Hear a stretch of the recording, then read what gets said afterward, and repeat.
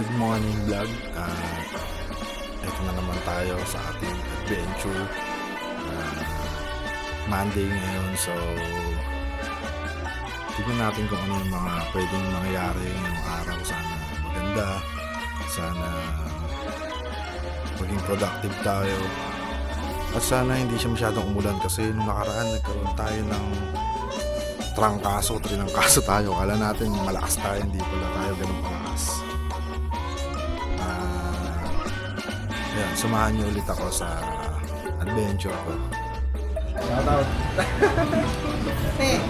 Sabi muna. So ayun nga, nakalimutan kong record yung pagsasalansan ng mga i-deliver ko na parcel. Kaya eto, lumarga na agad ako. Punta ako sa BIR dahil dun yung una drop off natin ng ating delivery.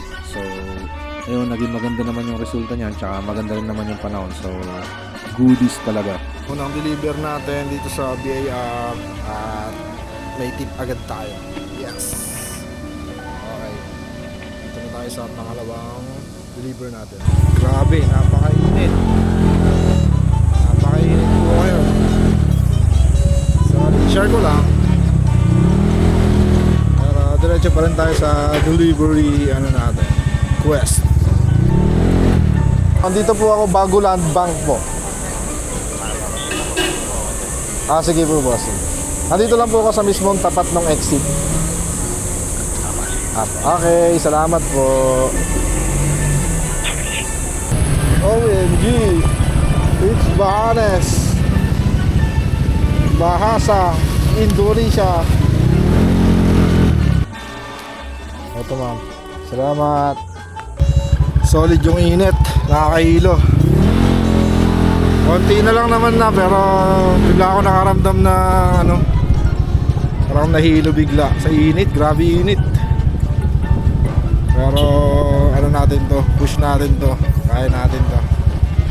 Masasabi lang natin na hilo tayo dun sa init. Tapos saktong-sakto naman yung na-deliver natin ngayon. Binalikan natin. Ito, binigyan tayo ng sparkling water.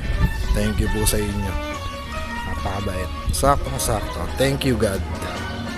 Ayun, hindi na natin pinilit. Nagpahinga muna tayo saglit dito sa yung nagbigay sa atin ng tubig.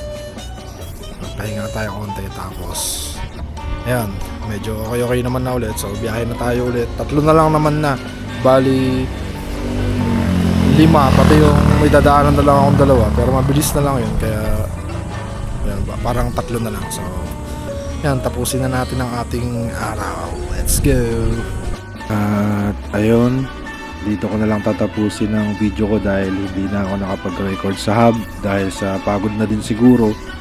Kaya ito na lang ang mensahe ko sa mga kapwa ko manggagawa dyan na sumusuong sa init at lamig para lang kumita ng malinis na salapi.